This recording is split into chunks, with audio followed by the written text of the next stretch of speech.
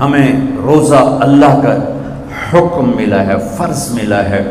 جیسے اللہ بہت بڑا، اللہ کا حبیب اس کے بعد بہت بڑا، یہ دونوں مل کے کہہ رہے ہیں روزہ رکھو۔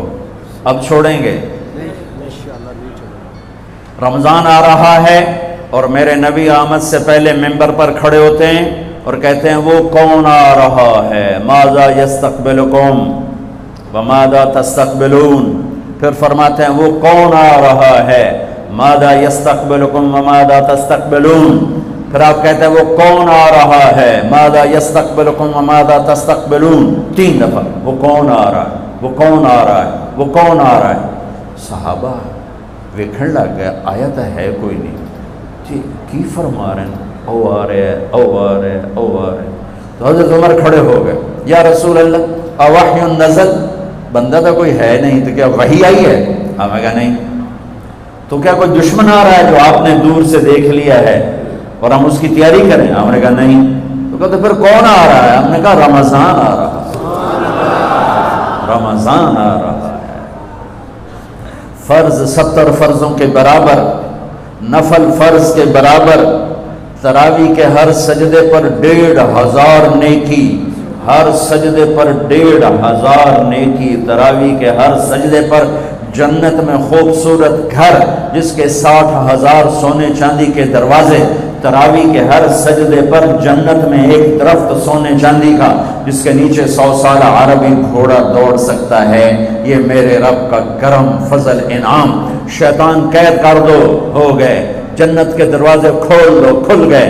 جہنم کے بند کر دو، بند ہو گئے۔ اے مچھلیوں، اے چونٹیوں، اے پرندوں، اے پروانوں، اے سانپ بچھو، تم بھی روزے داروں کے لیے دعا شروع کر دو۔ کر دی۔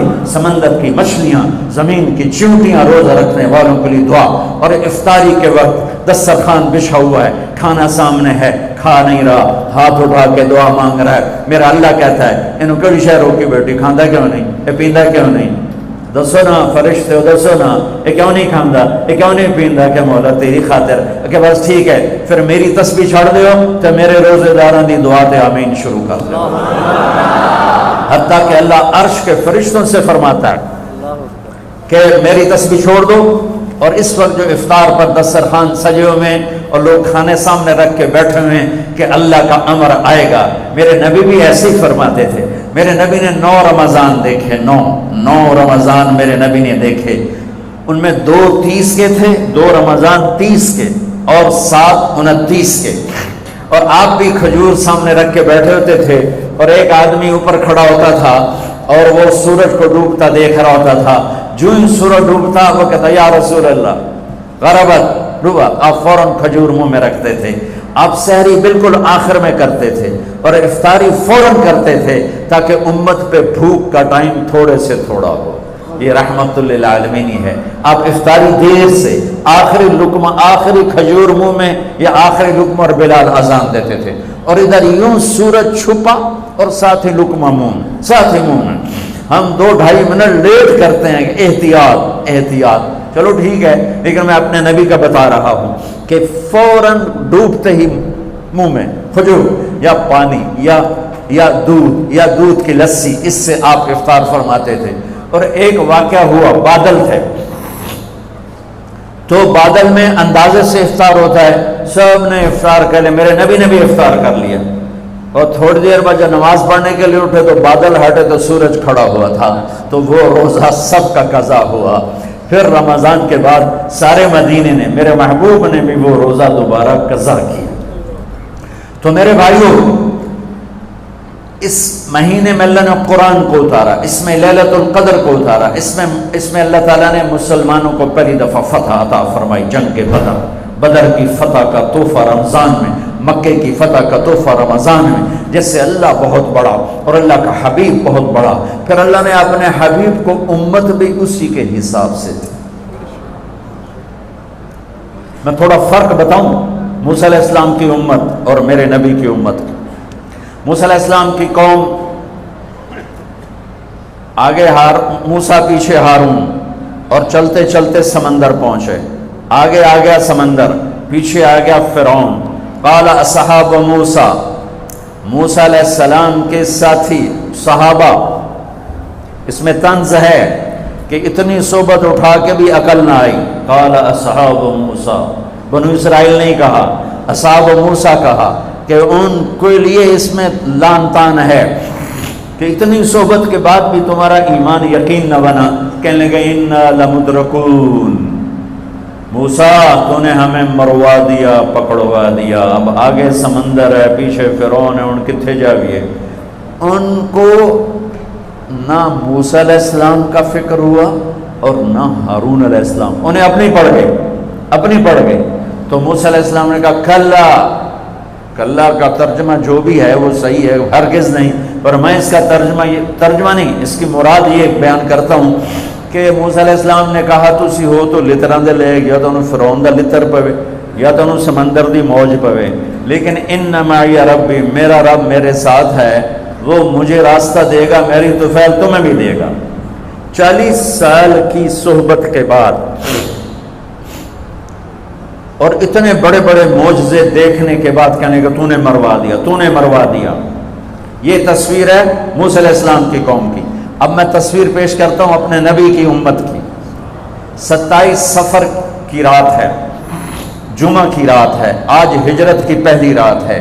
میرے نبی اور صدیق دونوں ہجرت کے لیے نکل رہے ہیں. میرے نبی پنجوں کے بل چل رہے ہیں تاکہ پاؤں کا نشان کھوجی پہچان نہ لے. ابو بکر کبھی آپ کے آگے چلتے ہیں، کبھی پیچھے چلتے ہیں.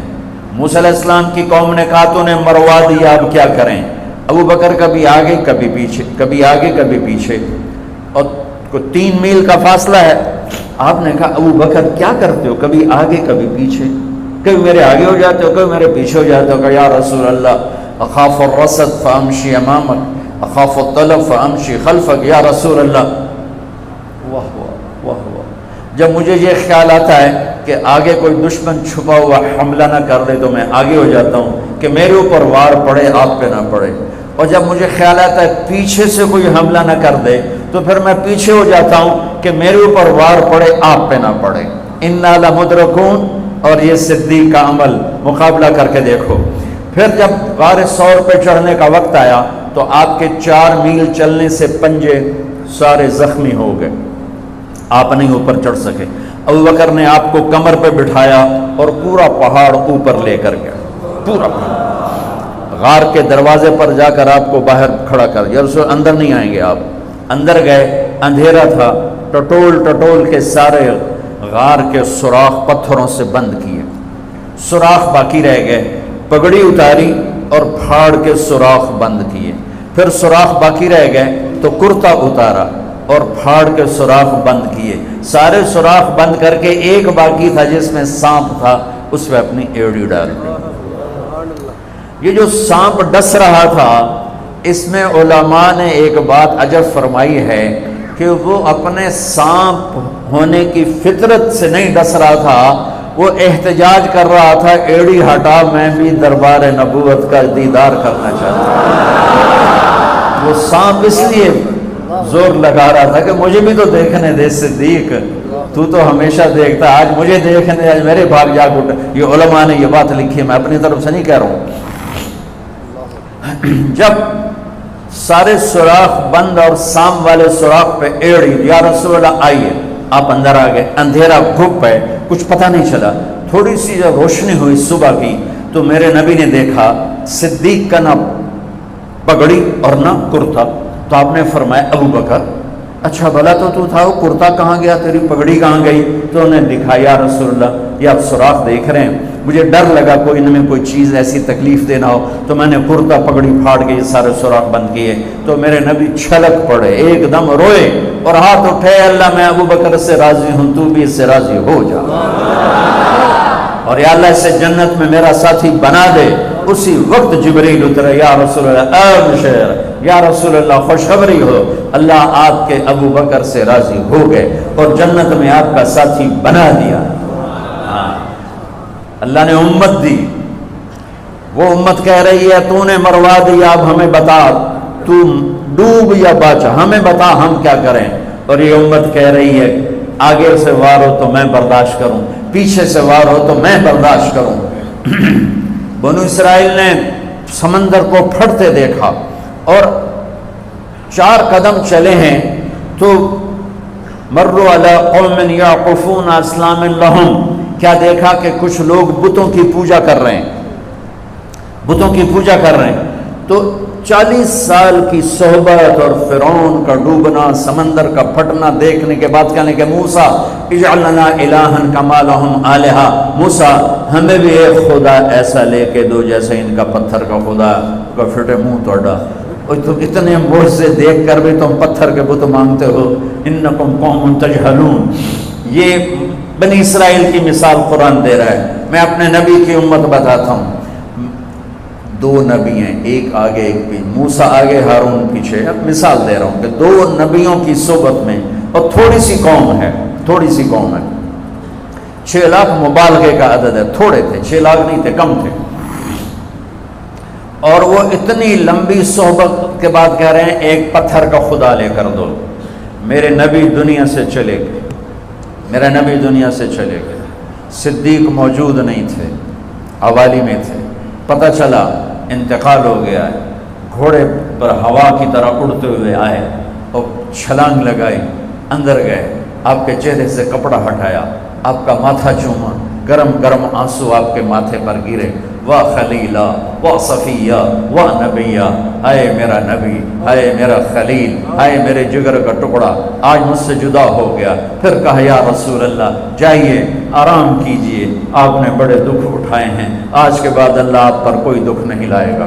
اس کے بعد آپ مسجد میں آئے، مسجد بھری ہوئی تھی، نبی دنیا سے جا چکے ہیں، وہاں دونوں نبی موجود ہیں، کہہ رہے ہیں پتھر کا بت لے کے دو، یہاں نبی جا چکے ہیں، عمر تلوار نکال کے کھڑے ہیں، جو کہے گا فوت ہو کے میں قتل کر دوں گا، وہ فوت نہیں ہوئے، وہ اللہ کے پاس گئے ہیں، جیسے موسیٰ گئے تھے اللہ کے پاس اور واپس آئے تھے، میرے نبی بھی واپس آئیں گے، ساری دنیا کے باطل سے مقابلہ کریں گے، لہٰذا کوئی نہ کہے فوت ہو گئے۔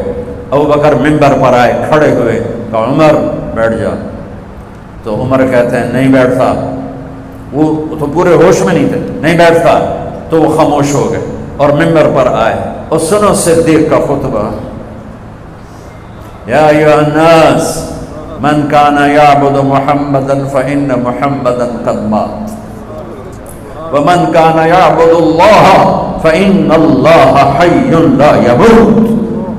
اللہ اکبر، لوگوں جو محمد کی پوجا کرتے تھے تو ان کا خدا مر گیا، جو محمد کی پوجا کرتے تھے تو آج اللہ نے ان کو موت دے دی۔